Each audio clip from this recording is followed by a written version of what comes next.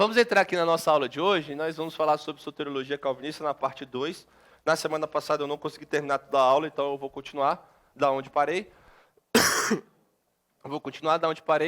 Vou trazer algumas aplicações para a gente vai encerrar esses dois blocos, essas duas aulas que tratavam desse tema. Ok? Aqui uma breve revisão.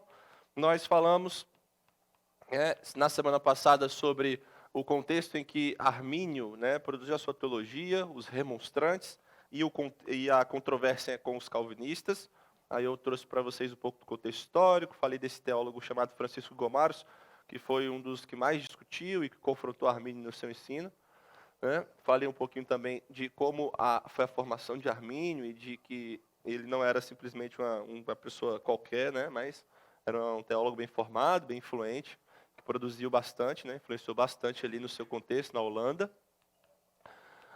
Eu falei também sobre os 5 artigos arminianos, que foi produzido pela Remonstrância, afirmando os ensinos deles, e aí eu fiz questão aqui de trazer para vocês exatamente como eles escreveram. Então, o primeiro ponto seria uma eleição baseada na presciência, na fé prevista, uma expiação universal ou ilimitada, a incapacidade natural do homem sobre o livre-arbítrio, aí que a gente entra em questões de depravação, a graça que pode ser resistida ou graça resistível, e por fim, a possibilidade de cair, de apartar-se da graça. Eu fiz uma ponderação de que isso não estava 100% certo ali nos escritos de Armínio. Muitas vezes Armínio parece que acredita na possibilidade de apartar-se da graça, em alguns momentos ele parece não acreditar.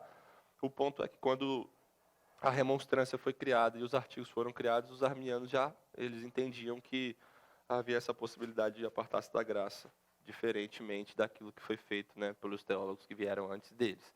Mas está aí, a gente viu esses 5 artigos, nós analisamos isso, e nós entendemos que o Sínodo de Dort foi uma reação a esse trabalho. Lembram disso? Foi uma reação àquilo que havia sido proposto, foi um desafio à teologia reformada, à teologia calvinista. Então, um sínodo é chamado, é convocado, para que possa haver essa discussão daquilo que foi tratado ali pelos arminianos. Então, a gente viu um pouquinho sobre o sínodo, vimos a data, vimos as principais doutrinas que estavam sendo atacadas ali, e a forma também como o sínodo reagiu. Essa aqui é uma fotinha do sínodo. E a forma como o sínodo reagiu, que foi através dos cânones de Dort. Então, o sínodo de Dort é a reunião, foi a reunião dos eclesiásticos ali, aquela assembleia, para discutir o problema do arminianismo. E os cânones de Dort foi o que eles produziram. Foram os pontos, os artigos afirmando a fé e rejeitando os erros que eles estavam lidando ali naquela época. Então a gente viu isso, a gente viu que os principais pontos da doutrina reformada calvinista se resumem da questão da salvação, que a eleição é incondicional e a fé salvadora são dons soberanos de Deus, que seria a eleição incondicional, que a morte de Cristo ela é suficiente para expiar os pecados de todo mundo, mas ela é eficaz, ela é salvífica e limitada aos eleitos. Nós vimos também que todas as pessoas são de tal modo depravadas e corrompidas pelo pecado, elas não podem exercer o livre-arbítrio para com a salvação ou realizar qualquer parte dela. Então é por isso que Deus, por graça soberana, tem que chamar os seus eleitos à salvação e regenerar o coração, e que Deus também preserva esses eleitos, esses chamados, Ele preserva os redimidos num caminho de graça e santidade, e essa santificação também ela é progressiva. Então a gente viu isso dos cânones, e aí a gente entrou nesse tópico aqui, que foi o tópico que eu parei na semana passada. Quem estava aqui provavelmente vai lembrar, que é o tópico da soberania e graça. É a partir daqui que eu quero continuar a aula de hoje. O tópico da soberania e graça, eu quero que os irmãos percebam, eu só vou repetir esse ponto para a gente dar continuidade, que quando a gente fala da doutrina da salvação, quando a gente fala sobre soteriologia calvinista, quando a gente fala sobre os cânones de Dort e aquilo que eles produziram, a gente precisa ter em mente essas duas doutrinas, a doutrina da soberania de Deus e a doutrina da graça de Deus. Elas andam juntas. Elas andam juntas. Por um lado, Deus se mostra totalmente soberano na salvação dos seus filhos. É isso que é o testemunho das Escrituras. A salvação ela pertence ao Senhor. É isso que está escrito. Deus salva quem quer e Ele faz como lhe apraz. Ele escolhe as coisas loucas desse mundo para confundir os sábios. Ele escolhe aqueles que não são para confundir os que são.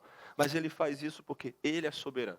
Então ninguém pode se colocar diante de Deus, apontar o dedo na cara de Deus e dizer assim, o Senhor não pode fazer isso. Ele pode, ele tem esse direito. Então esse é o primeiro ponto, o aspecto da soberania. E o segundo é o aspecto da graça. Ao mesmo tempo que ele é soberano, ele faz o que quer e como quer. A salvação pertence a ele e a mais ninguém. Ele também é gracioso nisso. Ou seja, ele demonstra o seu amor, ele mostra a sua graça, ele mostra a sua bondade com gente que não merece. De modo também que ele faz todas as coisas na salvação e ele não olha as condições do coração do homem, do tipo, não, essa pessoa é uma pessoa boa, essa pessoa ela teria fé, essa pessoa, olha como é que ela serve na igreja, ela é tão maravilhosa, olha que pessoa abençoada. Não, ela faz todas as lições da EBD, não é isso.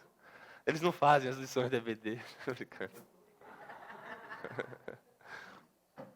Mas Deus não olha essas coisas, né? Ele age com graça, né? Ele age com graça. E isso é maravilhoso saber, né? Isso é deslumbrante.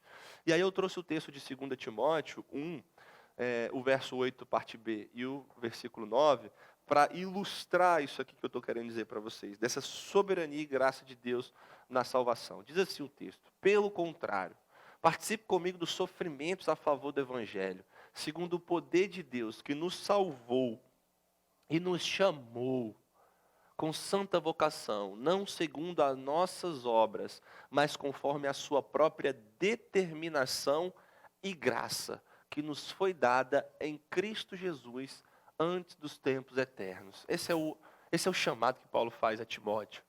Paulo chega para Timóteo e fala assim, vem sofrer comigo, vamos sofrer juntos com esse evangelho. E esse evangelho, no qual Deus nos chamou, do qual Deus nos salvou, que não foi segundo as nossas obras, esse evangelho está embasado na determinação, ou seja, na soberania e na graça de Deus que nos foi dada em Cristo Jesus antes dos tempos eternos. Então, é por isso que nós estamos pisando esse terreno sobre a soberania e graça de Deus. E aqui agora eu vou começar a apontar de um aspecto mais trinitário. Eu vou mostrar a soberania e graça de Deus na obra do Pai, soberania e graça de Deus na obra do Filho, a soberania e graça de Deus na obra do Espírito Santo. E aí eu quero que nós estejamos mais aprofundados nessas duas verdades, mas observando cada pessoa da Trindade. Ok? Tudo bem? Sim ou não? Então vamos lá. Então, eu sei que isso aqui já foi falado na semana passada. Eu quero repetir hoje só para a gente seguir o argumento e fazer mais sentido para todos que estiverem nos acompanhando. Ok? Beleza. Hugo, você pode abrir esses dois textos para a gente, por favor? Que está aí. Romanos 9. Abre nesses dois textos e lê, por favor, Hugo.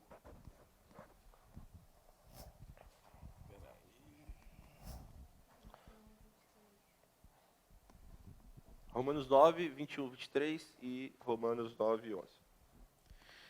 Será que o oleiro não tem direito sobre a massa, para do mesmo barro fazer um vaso para honra e outro para desonra? Que diremos se Deus, querendo mostrar a sua ira e dar a conhecer o seu poder, suportou com muita paciência os vasos de ira, preparados para a destruição, a fim de que também desse a conhecer as riquezas da sua glória nos vasos de misericórdia que de antemão preparou para a glória? E o 11. E os gêmeos ainda não eram nascidos, nem tinham feito bem ou mal, para que o propósito de Deus quanto à eleição prevalecesse não por obras, mas por aquele que chama. Não, olha, percebe como Paulo trata, né, a doutrina da soberania de Deus em Romanos 9. Ele diz assim, o Pai, da mesma massa, ele elege uns para honra, enquanto outros se tornam vasos de desonra. Do mesmo barro, ele diz assim, aponta para a ausência, né, de distinção prévia no que tange a eleição ou a salvação. Aí, para não deixar nenhuma dúvida, ele traz o exemplo de Esaú e de Jacó, né? E aí você se surpreende com quem no exemplo de Esaú e de Jacó? Você se surpreende com Esaú, né? Falando que Deus odiou Esaú. Você se surpreende com Deus falando que rejeitou a Esaú, né? Quando, na verdade, a gente deveria se surpreender pelo fato de Deus amar Jacó. Um trapaceiro, o cara todo errado, o que passa a perna para roubar a primogenitura do irmão, entendeu? o que é cheio de faz várias estratagemas para cumprir aquilo que, para chegar àquilo que ele quer. E aí a Bíblia diz assim: Deus amou esse cara. Que isso? Eu não amo esse cara. Esse cara passa a perna em mim. Esse cara tira o que é meu. E a Bíblia diz assim: não, Deus amou ele. Deus amou uma pessoa como essa. E Deus amou por quê que Deus amou? Segundo Romanos 9. Por que Deus amou, segundo Romanos 9? Porque ele é soberano. Porque ele quis. Porque ele quis. Segundo Romanos 9, Deus amou porque ele quis. Não, os gêmeos nem eram nascidos ainda. Eles nem iam nascer para que o propósito de Deus quanto à eleição se cumprisse. Né? Eu escolhi o mais novo e eu não escolhi o mais velho. Então, Paulo traz isso para nós. E aí, às vezes, a gente fica assim, gente, que coisa! Olha só o que a Bíblia diz em Romanos 9. Meu Deus, como que pode ser assim? Né? Como que pode ser dessa forma, Deus fazendo isso? Nossa, esse Deus é isso, esse Deus é aquilo, né? Só que a soberania de Deus, como eu disse, ela nunca vem esvaziada da graça. A soberania, ela está de mãos dadas com a graça. E a gente precisa entender essas coisas ao mesmo tempo. Primeiro, nós somos pecadores. Nós somos totalmente pecadores. Estamos mortos em nossos delitos e pecados. Como nós nos salvaríamos? Se Deus não demonstrasse, né, o seu amor para conosco, se fosse lá na nossa perdição e se mostrasse gracioso, a gente não teria essa salvação. É por isso que a gente precisa da outra parte também, né, da graça de Deus, Pai, em sua obra de eleição, quando ele mostra isso a partir desses textos. Eu queria pedir que... Ricardo, você pode abrir a sua Bíblia aí? Você abre nesse texto ali de Efésios 1, e aí você lê o 4, o 5 e o 6. Já lê logo toda a parte de Efésios. Lê essa parte de Efésios aí para nós. Efésios 1, versículos 4, 5 e 6. Antes da fundação do mundo, Deus nos escolheu, nele para sermos santos e irrepreensíveis diante dele em amor. Nos predestinou para ele, para sermos adotados como seus filhos por meio de Jesus Cristo, segundo o propósito de sua vontade, para louvor da glória da sua graça que ele nos concedeu gratuitamente no amado. Ótimo, ótimo. E Neve, você pode abrir aqui 2 Tessalonicenses 2,13 e ler para a gente? 2 Tessalonicenses 2,13.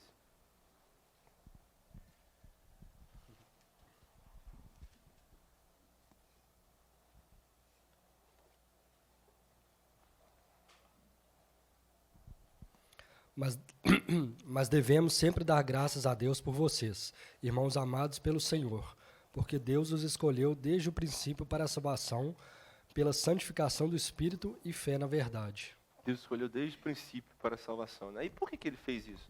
Será que foi por algum motivo em nós? Aí teria o texto de Deuteronômio 7, 6 a 8. Quem pode ler? Deixa eu ver. Paulo, você pode ler para nós? Deuteronômio 7, 6 a 8. Deuteronômio 7, 6 a 8.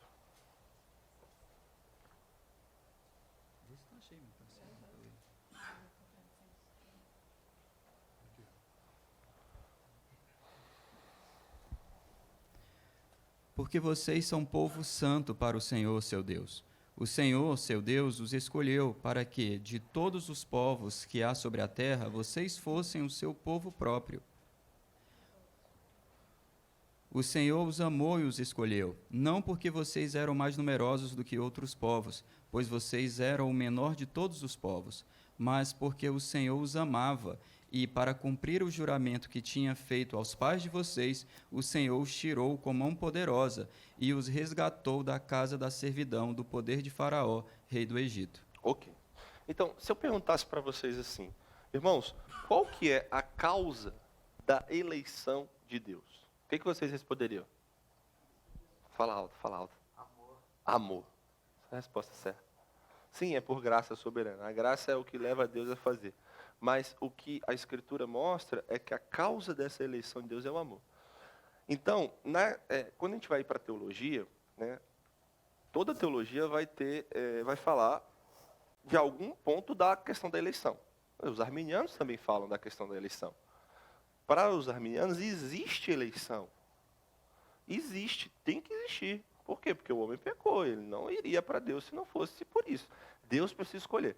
Mas a teologia arminiana, ela mostra que Deus ali faz essa escolha baseada na fé prevista.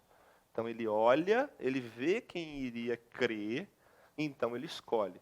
E aqui o que eu estou mostrando para vocês é que isso não é o que a Escritura diz. Deus, ele escolhe, a causa da eleição não é nada em nós.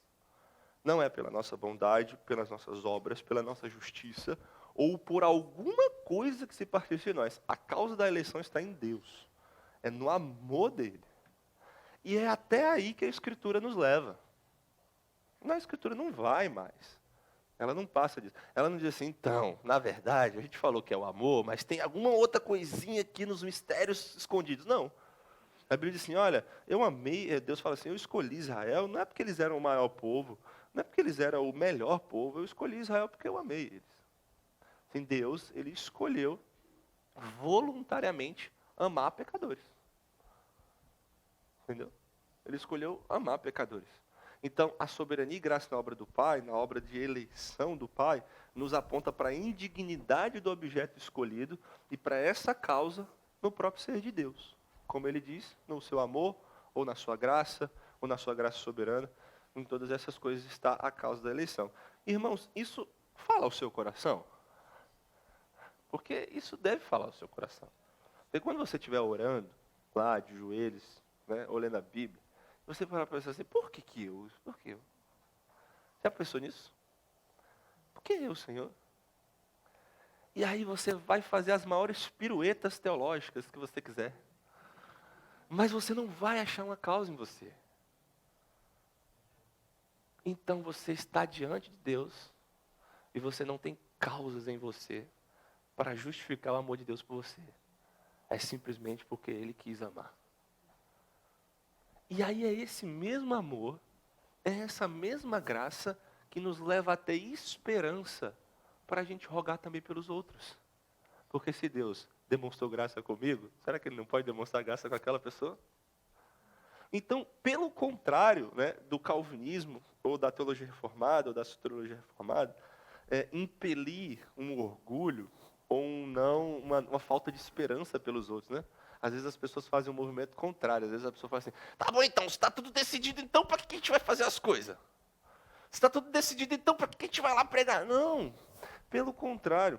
A graça e o amor soberano de Deus nos leva a olhar para o mundo e falar assim, Deus pode fazer. Deus pode salvar. Deus pode fazer isso. Por quê? Porque é só por Ele. É só por Ele. Então a gente se coloca diante de Deus em humildade e ainda se coloca diante de Deus com fervor, pedindo para que o Senhor trabalhe na vida das pessoas, que leve a sua palavra para as pessoas e que faça com que essa palavra seja eficaz de trazer para perto aqueles que Ele já escolheu desde antes da fundação do mundo, em Cristo Jesus, em amor. Amém ou não? Amém. Ou mais ou menos? Amém ou mais ou menos? Fala, Paulo. Os arminianos, eles falam a respeito da eleição. Não tem como negar, porque as escrituras falam sobre isso. Então, eles também afirmam. Só que o que eles afirmam é dizer que todas as vezes que as passagens falam a respeito de eleição, ela não diz uma eleição individual, e sim a eleição da igreja. Entendeu? Eles apontam para isso. Toda vez que fala sobre a eleição, essa passagem se refere à igreja. Mas a gente viu aí em Romanos 11, 9 e 11, ele usa uma pessoa, ele usa Jacó e Esaú, é um indivíduo ali, né? Aí eles fazem um malabarismo para dizer que aquilo ali, Paulo está apontando para se referir à igreja, e não a Jacó. Porque o texto não quer dizer isso. Sim, sim. Bom, obrigado, Paulo. Então, soberania e graça na obra do Pai, essa é a primeira coisa que eu queria destacar. Agora, soberania e graça na obra do Filho. Vamos ver esses aspectos na obra de Cristo Jesus? Olha só o que diz a Escritura. Se a eleição é definida, a expiação também é definida.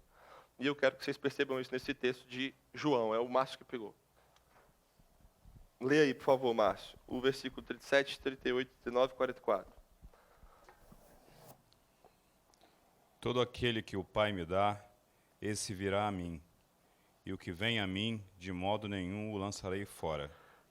Porque eu desci do céu, não para fazer a minha própria vontade, mas a vontade daquele que me enviou.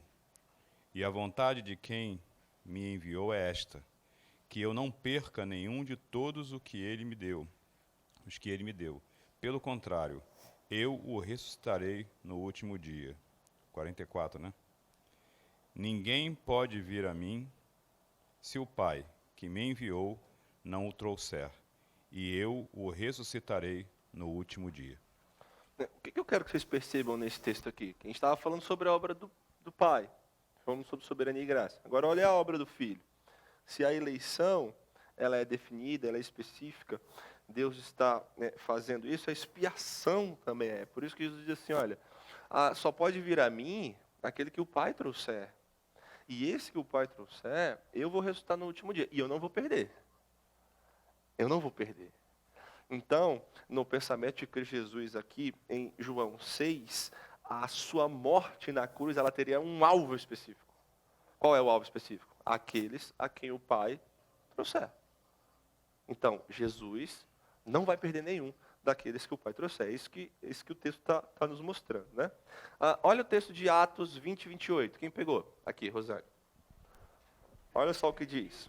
Vai acompanhando aí as passagens, gente. Cuidem de vocês mesmos e de todo o rebanho no qual o Espírito Santo os colocou como bispos, para pastorearem a igreja de Deus, a qual ele comprou com o seu próprio sangue. Então, no texto de Atos diz que a igreja de Deus foi comprada com o sangue de Cristo. Então, quando Cristo Jesus derrama seu sangue, na lógica de Atos 20, 28, ele tentou fazer isso para que ele comprasse a igreja de Deus. É isso que o texto está dizendo. Efésios 5, 25. Quem pegou esse? Cris. Maridos, que cada um de vocês ame sua esposa, como também Cristo amou a igreja e se entregou por ela. Então, na lógica de Paulo, Cristo se entregou por quem na cruz? Pela igreja, né? É isso que ele está dizendo. Né? E por fim, João 17, 9. Quem pegou esse texto? João 17, 9. É por eles que eu peço, não peço pelo mundo, mas por aqueles que me deste, porque são teus. Você pode ler de novo? O finalzinho? Vai lá. É por eles que eu peço, não peço pelo mundo, mas por aqueles que me deste, porque são teus. Então, a intercessão de Cristo, é isso que eu quero que vocês percebam nesse texto. A intercessão de Cristo é um poderoso argumento da expiação definida, ou da expiação limitada, porque não existe nenhum texto na Escritura que fala que Cristo intercede junto ao Pai por causa do mundo. Cristo intercede pela sua igreja, pelo seu povo. Cristo ora pelo seu povo. Então, nessa oração de João 17, Jesus diz assim, eu não oro por eles. Eu não oro pelo mundo. Seus filhos estão no mundo, mas eu não oro pelo mundo. Eu oro por aqueles que o Pai me deu. Para que nenhum deles se perca. Porque são teus. Então, na mente de Cristo Jesus, na oração sacerdotal ali em João 17, ele intercede por aqueles que o Pai vai trazer. Por aqueles que são seus, que vão ser comprados com sangue precioso. Então, a intercessão de Cristo em toda a Escritura, ela é direcionada à sua igreja. Ela é direcionada ao seu povo. É por eles que Cristo intercede, é por eles que ele roga, é por eles que ele pede. Então, quando a gente falar sobre o aspecto de soberania na obra do Filho, eu estou querendo fazer menção aqui à expiação. Aqueles a quem Cristo salvou, redimiu, quando ele morreu na cruz. É isso que a expiação de Cristo traz e ensina. Por quem Cristo morreu na cruz? Por quem Cristo derramou seu sangue? Como que vocês responderiam? Aqueles que Deus deu. Por aqueles que Deus deu, pela igreja, pelos seus filhos. Esse é o ponto. Imaginem, Cristo morreu na cruz para nos libertar do inferno. Está certo ou está errado? Está certo ou está errado? Sejam mais confiantes. Está certo? Então, Cristo morreu na cruz para nos libertar do inferno. Está certo, né? Então, quando ele morre na cruz, ele realmente liberta do inferno. Ou você acha que alguém vai pagar a morte no inferno que Cristo libertou? Não, então ele tem que realmente libertar, certo? Tá bom. Cristo nos dá, com a sua morte na cruz, vida eterna. Está certo ou está errado? Então ele tem que ir lá e tem que dar vida eterna, não é? Ele não pode simplesmente chegar, dei vida eterna para Laura, só que aí a Laura é muito pecadora. Se perdeu no caminho, entendeu? Não consegui trazê-la. Então, mesmo que eu quis morrer pela Laura na cruz, mas aí chega no final, a Laura vai se perder, porque, infelizmente, a Laura, né, se desviou e buscou o caminho dela. Isso pode acontecer? Não, isso não acontece. Então, é nesse sentido que Cristo diz assim, nenhum vai ser arrancado da minha mão. Fala, Roberto. Pode.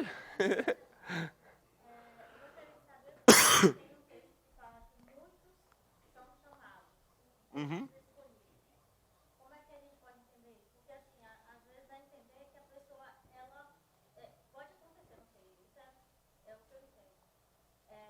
Dela ser chamada, dela às vezes até entender o evangelho, mas depois ela se afasta, ela não vai mais. E aí eu fico sem entender. Será que seria esse sentido? Ser chamada e não sei. Então, quando Jesus fala que muitos serão chamados, poucos escolhidos, ele está contando normalmente está contando uma parábola, né? E aí no final da parábola ele fala isso, né? No sentido de, olha, você tem o chamado do evangelho. Existe o chamado do evangelho, está aí disponível a todos. Mas aqueles que vão vir mesmo, né? É aqueles que foram, que entenderam a mensagem, compreenderam ela no coração e que foram escolhidos pelo Pai. Só que o que você falou da experiência que a gente tem é uma outra coisa, né? Seria a pessoa que está aqui na igreja, ou a pessoa que ouviu a pregação, ela até entende num ponto, depois ela se desvia.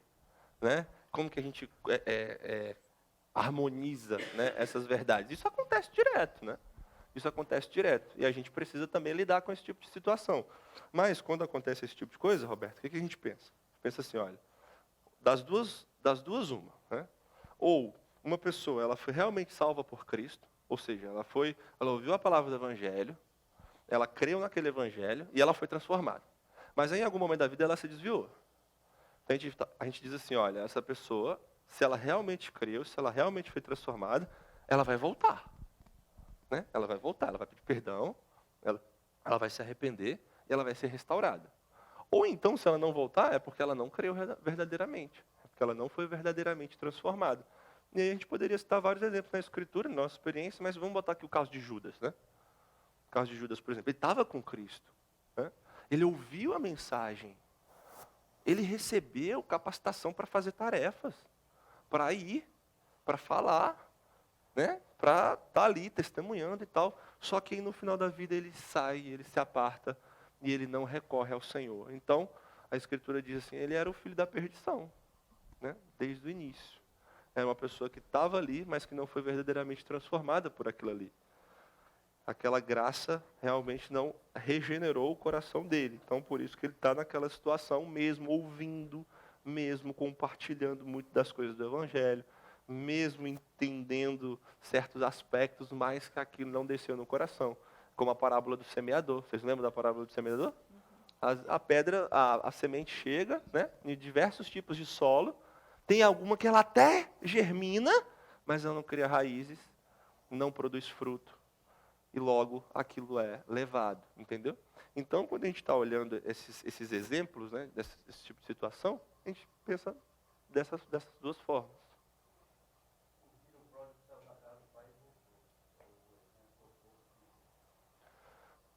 Sim, né? Tem outros exemplos também na Escritura, né? Muitos outros exemplos.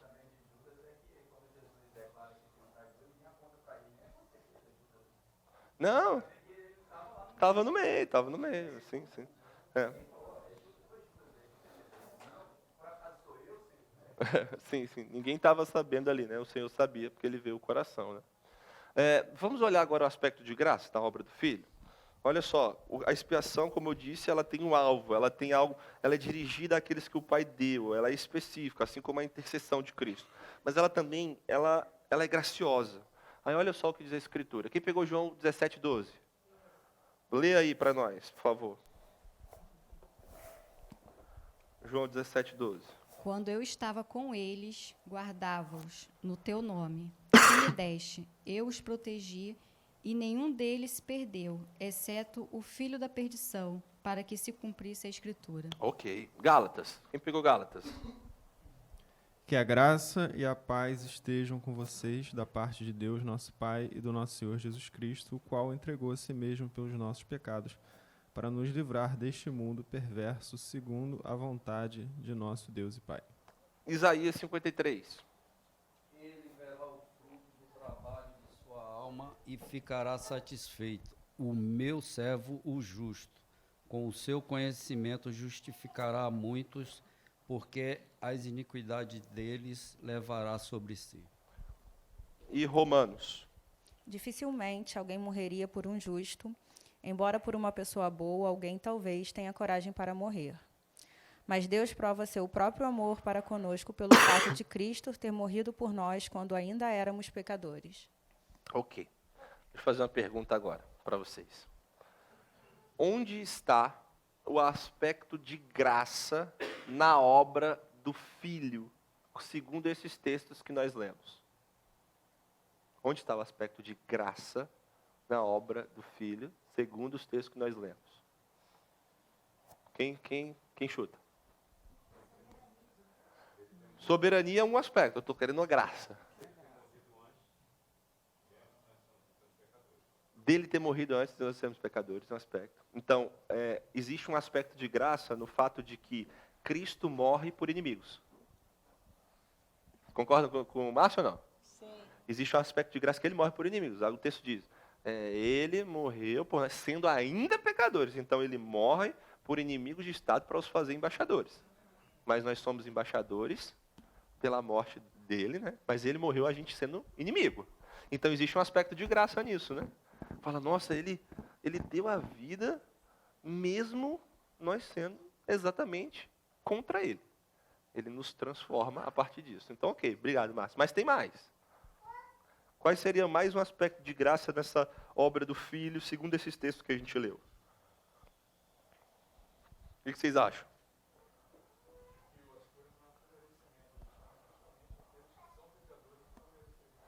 Mas aí a gente, ele chama, né? Quem é que chama?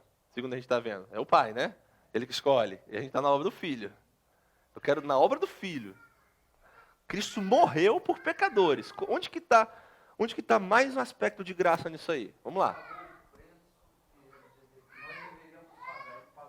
Pagou um preço que nós deveríamos pagar, mas está aqui perto do que o Márcio está falando. Deixa eu dar uma dica. A morte de Cristo, ela dá uma possibilidade de salvação ou ela dá uma certeza de salvação? Certeza de salvação. Então, em todos esses textos que a gente leu, em nenhum momento ele diz assim, não, Cristo pode perdoar os pecados, Cristo pode livrar da condenação, Cristo vai que... Não, nenhum deles diz. Ele diz assim, ele faz. Então, existe um aspecto de graça na eficácia da morte de Cristo. É segundo a riqueza da sua graça e é eficiente. Não é uma mera possibilidade. Cristo não meramente te dá uma chance, uma possibilidade. Ele te dá uma certeza. Você vir até mim, você vai ter vida eterna. Se você vir até mim, você vai ser livre da condenação. Então é uma certeza, e é uma certeza dada a inimigos. Há pessoas que eram inimigas, mas que agora são tornadas embaixadores, embaixadoras do Senhor. Entendemos isso? Sim? Então vamos para a última. Soberania e graça na obra do Espírito. Esses dois primeiros textos a gente não vai ler não, só vou citar. O primeiro de João 3,8 diz que o Espírito sopra onde quer. Lembra da conversa de Jesus com Nicodemos? O Espírito sopra onde quer. Você não consegue discernir muito bem a ação dele, ele faz conforme lhe apraz. É isso que Jesus diz. Em 1 Coríntios 2,14 diz que aqueles que são espirituais, eles discernem as coisas espiritualmente. Isso não está mostrando que existe uma casta dentro da igreja que são os espirituais e os carnais. Não é nada disso. O que está querendo dizer ali em 1 Coríntios 2 é que aqueles que são espirituais são aqueles que têm o Espírito de Deus. são aqueles que foram transformados e são habitados pelo Espírito de Deus. E aí Paulo diz assim, olha, somente esses podem discernir as coisas do Senhor. Então, só se um homem for transformado pela obra do Espírito Santo é que ele consegue discernir os atos de Deus, as obras de Deus. É isso que o texto diz. E Ezequiel 36, 26, 27. Quem pegou esse texto? Lê aí. Lê o que diz Ezequiel. Eu lhes darei um coração novo e porei dentro de vocês um espírito novo. Tirarei de vocês o coração de pedra e lhes darei um coração de carne. Porei dentro de vocês o meu espírito e farei com que andem nos meus estatutos, guardem e observem os meus juízos. Ok. Jeremias 24, 7. Quem pegou? Aqui, Laura. Lê aí.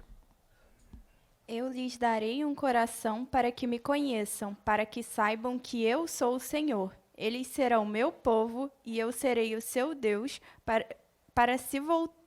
porque se voltarão para mim de todo o seu coração. Ótimo. Atos 16, 14.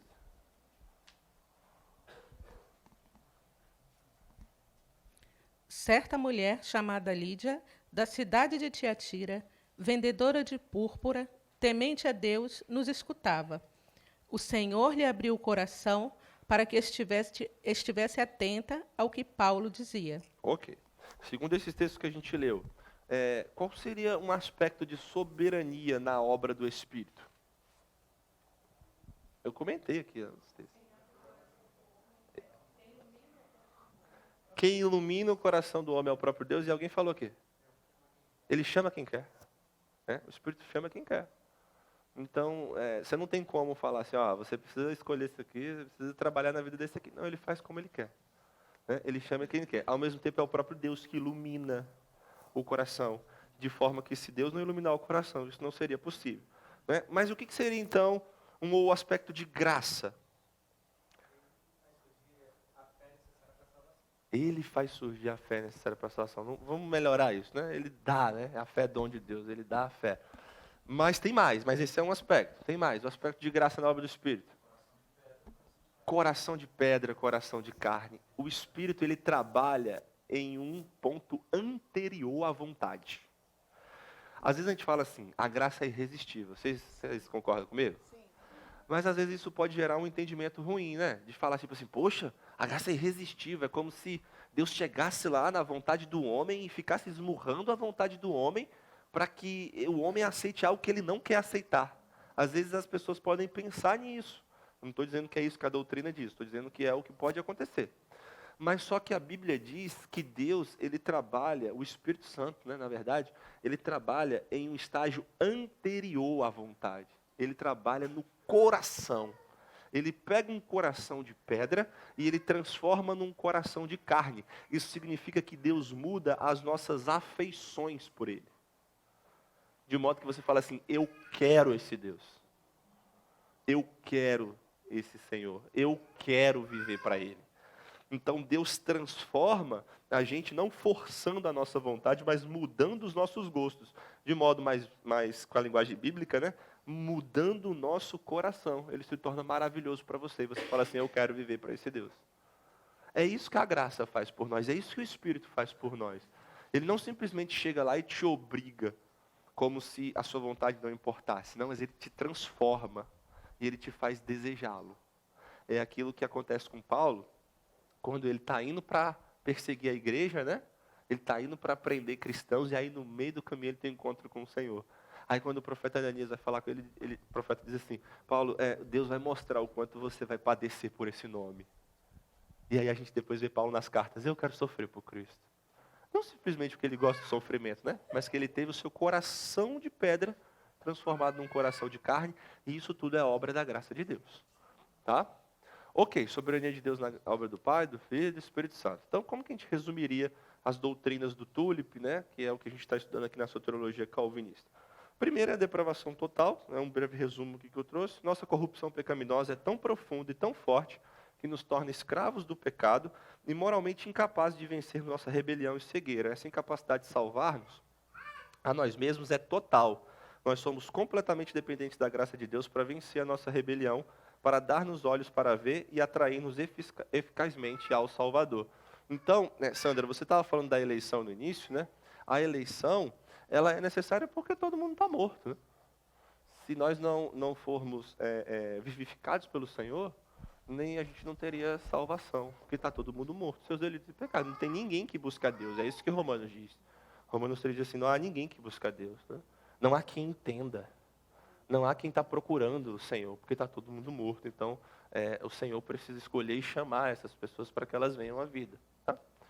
A eleição incondicional, né? A eleição de Deus é um ato incondicional da graça livre, dada por meio de seu Filho Jesus, antes do mundo existir. Por meio desse ato, Deus escolheu, antes da fundação do mundo, aqueles que seriam libertos da escravidão ao pecado e levados ao arrependimento e à fé salvadora em Jesus. Seria um resumo. Isso aí vai estar disponível para vocês, depois vocês podem pegar. Talvez o maior, que é o da expiação.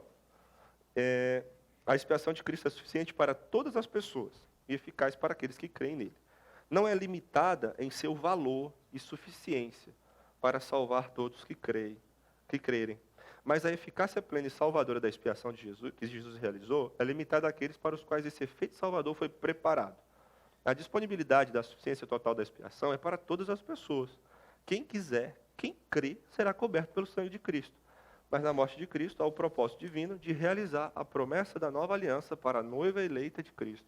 Portanto, Cristo morreu por todos, mas não por todos da mesma maneira. Nesse sentido, Cristo morreu pelo seu povo, Cristo morreu pela sua igreja, quando ele estava ali, né, na cruz. Graça irresistível. Isso significa que a resistência que todos os seres humanos exercem cada dia contra Deus é vencida maravilhosamente no tempo próprio pela graça salvadora de Deus em favor de rebeldes indignos, os quais ele escolhe salvar espontaneamente. Esse é o resumo da doutrina. E por fim, a perseverança dos santos.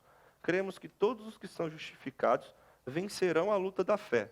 Eles perseverarão na fé e não se renderão ao inimigo de sua alma. Essa perseverança é a promessa da nova aliança, obtida pelo sangue de Cristo e operada em nós pelo próprio Deus, não para diminuir, mas para estimular e dar poder à nossa vigilância, para que digamos no final, combati o bom combate, não eu, mas a graça de Deus comigo. Então, seriam essas os resumos, né, da doutrina. Vocês concordam com esses resumos aí ou não? Mais ou menos? Alguns? Preciso ler de novo? Vocês olhem lá no material de novo, estudem, mas eu acho que, assim, a gente precisa de bastante crescimento nessas verdades, principalmente se você está chegando a essa igreja mais recentemente. É claro que eu estou falando aqui, às vezes estou falando de forma bem rápida, mas a gente precisa de tempo para a gente aprender, né? Para a gente assimilar as coisas. Nem todo mundo vai ter lidado com isso em toda a vida, tem muita coisa nova para muita gente que tem chegado aqui, mas eu te encorajo a continuar buscando, a continuar caminhando, a continuar querendo mais, né, sobre isso, e a gente vai caminhar para que a gente possa aprender na certeza de que essas doutrinas são bíblicas, né, e que é o testemunho das Escrituras. A gente aqui não está trazendo uma coisa que não está na palavra. Né? Beleza? Sim ou não? Então, beleza, vamos para as aplicações de tudo isso que a gente viu. A primeira coisa é que as doutrinas da graça, a soteriologia calvinista, ela nos humilha, né? E ela gera humildade. Um calvinista orgulhoso é uma contradição. Eu quero que vocês pensem nisso. Olha o que a gente falou aqui sobre a soberania e graça de Deus. Em nada isso é mérito, né, do ser humano. Então, se você for um calvinista orgulhoso, você é uma pessoa contraditória. Né? Não deveria ser. Não deveria ser. É por isso que a gente tem insistido em aprendermos a doutrina correta com humildade. E é por isso também que a gente precisa estar sempre vigilante contra o nosso testemunho das verdades que a gente aprende. Porque muitas vezes a gente pode estar testemunhando das verdades, explicando para pessoas, falando de uma coisa que é verdadeira, mas de uma forma errada, de uma forma soberba, de uma forma orgulhosa. E quando a gente aprende a soteriologia calvinista, a gente vê assim, nada é mérito nosso. É tudo obra da graça de Deus. Então por que vou me orgulhar? Né? Por que eu vou ficar soberbo? Então essa é a primeira coisa. A segunda é gratidão e louvor. Né? Isso gera gratidão e louvor em nós. Em Romanos 11, 33 a 36, Paulo encerra aquela parte ali falando sobre a soberania de Deus, sobre a escolha, a eleição, sobre a graça de Deus, falando assim, olha a profundidade da riqueza. da sabedoria, do conhecimento. Quem conheceu a mente desse Deus? Quem foi seu conselheiro? Porque por ele, para ele, são todas as coisas, né? Então, assim, ele termina aquilo ali louvando a Deus. Ele termina aquilo ali louvando a Deus, porque Deus é maravilhoso em dar tudo aquilo para ele, né? E por fim, eu também queria dizer isso aí para vocês, ó. A soteriologia calvinista, ela motiva evangelização e missões. As pessoas, às vezes, argumentam o contrário. Né? Falam, não, se você é calvinista, você não evangeliza. Se você é calvinista, você não faz missões. Se você é calvinista, você não tem esse amor por essa área. E o que eu estou argumentando aqui é que é exatamente o contrário. Né? A soteriologia calvinista, ela motiva evangelização e missões. Por quê? O primeiro argumento. Paulo se sente motivado pela eleição, pela obra do Pai a evangelizar. Paulo diz assim, eu sofro tudo pelos eleitos, para que Cristo seja formado neles. Então, para Paulo, a eleição não é motivo para ele não evangelizar. Pelo contrário, é motivo para ele trabalhar mais. Romanos 9 fala sobre o quê? Romanos 9 fala sobre o quê? Eleição. E Romanos 10? Evangelização. Quão formosos são os pés daqueles que anunciam as boas novas. Como vão ouvir se não há quem pregue? Então, sim, ele está ali em Romanos 9 a 11, argumentando sobre a soberania de Deus, sobre a eleição, mas em Romanos 10 ele fala de evangelização. A gente precisa ir, a gente precisa pregar. Então, Paulo fala de escolha de Deus em Romanos 9 e de evangelização em Romanos 10? Porque para Paulo, a eleição, a obra do Pai, não desencoraja ele. Pelo contrário, a obra do Pai encoraja ele a ir lá e pregar. Porque Deus tem os seus eleitos. Então, eu vou me esforçar para que a palavra chegue a eles. Nesse Paulo diz, né?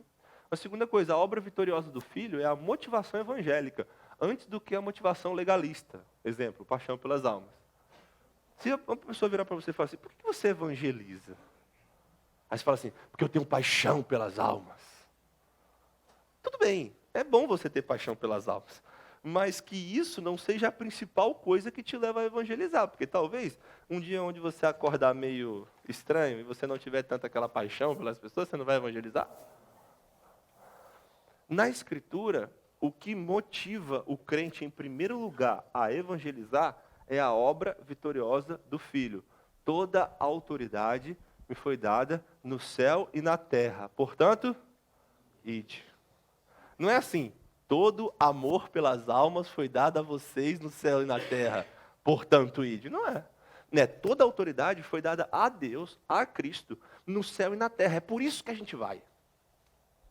É porque Ele venceu. É porque Ele comprou. É porque Ele redimiu. É porque Ele salvou. É por isso que nós vamos. É por causa da vitória de Cristo que nós temos uma motivação correta. E a vitória de Cristo é a força que nos leva para a obra de evangelização e discipulado. Por que você se gasta no discipulado? Por quê? Porque Cristo venceu. Porque Cristo venceu na cruz. Porque Ele comprou um povo. Porque Ele tem toda a autoridade. Então nós vamos. E sim, nós amamos as pessoas. Claro que nós amamos as pessoas. Só que o que eu estou tentando quebrar aqui é aquele negócio assim. Ah, Ricardo, você tem que chegar no céu, você tem que pensar quantos eu trouxe para esse lugar. Quantos eu ganhei para Cristo. Olha aqui minha lista de almas. Que história é essa? Isso não é evangelho. Isso não é evangelho. E tem gente que faz isso. Quantas pessoas você ganhou? Quantas pessoas você ganhou, Rodrigo? Você tem que evangelizar, Rodrigo, pensando que no céu multidões vai vir até você e falar, nosso Pai na fé. Que diminua, né? Então a gente olha para a obra dele. Então nós vamos, né? E por fim, a obra eficaz do Espírito também é motivadora. Por quê? Olha Jonas. Pregou um sermão de uma frase, né? E o que aconteceu? Pois é. Mas por quê? Porque Deus quis. Deus pode fazer. Deus pode trabalhar. Então, quando a gente olha para a soteriologia calvinista, essa é a nossa conclusão nesse ponto de evangelização e missões. Na soberania divina, molda a minha expectativa com a evangelização. Eu sou ousado para pregar para o inimigo e eu sou esperançoso para pregar para o morto. A gente é o único povo que é assim, gente. Esperançoso para pregar para o morto. Olha que loucura. viva, acorda. A gente é esperançoso. Por quê? Porque o Espírito Santo pode ir lá e trabalhar. Então, pelo contrário, isso motiva, né? Isso motiva. Eu trouxe algumas recomendações aqui para vocês. Eu vou fechar a aula com isso, porque o nosso tempo já esgotou faz tempo. Jonatas, eu só quero ler um livro na minha vida toda sobre tudo que você falou. Leia o primeiro, 5 pontos de John Piper. Eu acho que é um livro bom, resumido. Você pode ler esse livro e você vai ser muito bom para você. Quero virar teólogo reformado, brabo, incrível. Quero aprender tradição reformada. Lê o do meio, do Joel Bick. Vivendo para a Glória de Deus. É um livro de 500 páginas. Vai ter bastante coisa sobre a tradição reformada. Os outros 3 que eu botei ali, o Salvos pela Graça, Redenção Consumada e Aplicada e o Plano de Salvação, são outros 3 que falam da teologia, da soteriologia calvinista. Então, se você quer se aprofundar, você pode ler esses outros 3 também. Aí você vai ser o super teólogo brabo do brabo. E esses outros aqui, também são interessantes. Deus é Soberano, do W. Pink. Muito bom, falando sobre a soberania e graça de Deus. E aí pega sobre a salvação, que é o principal capítulo. Fala sobre a oração também. Fala sobre várias coisas, mas eu coloquei porque ele fala muito sobre a salvação na obra do Pai, do Filho e do Espírito. E é muito útil. O do meio, Por que Cristo Morreu, é sobre expiação limitada. Talvez a doutrina mais complicada, né? Do Tulip, é que a gente tem mais dificuldade. Esse livro é sensacional, gente. Esse Por quem Cristo Morreu. Esse Por quem Cristo Morreu, esse aqui, o amarelinho, ele é o resumo da morte de Cristo. É porque esse outro azul, ele foi publicado agora. Ele tem 500 páginas, é um livro grande, nem todo mundo vai ler. Mas se você não lê esse, lê o outro, Por que Cristo Morreu, que é muito bom, fala sobre expiação limitada. E o outro do lado é Do Céu Cristo Veio Buscar, lá esse aí é só para super teólogos, incríveis, que tem 800 páginas de conteúdo. Então nem todo mundo vai ler, mas eu coloquei aqui que vai que, né? Vai que. Então, assim, foram alguns dos que eu pensei e que eu coloquei. Pois é, verdade. Eita! Olha aí! Profeta! Que teólogo, hein, Márcio? Agora tem que ler, Márcio. Porque pegar é fácil. O problema é ler. Tarefa de vocês é terminar de ler os cânones de Dort para a semana que vem. Quem sabe vocês podem ganhar um livro? Desses que eu falei aí, quem sabe? Eu vou orar e vou encerrar a aula, irmãos. Obrigado, Senhor, pelo tempo que nós tivemos aqui. Que o Senhor nos dê graça, que o Senhor nos ajude, que o Senhor continue nos fazendo aprender mais, Deus, e louvar o Teu nome por tudo que o Senhor fez na salvação. Em nome de Jesus, amém.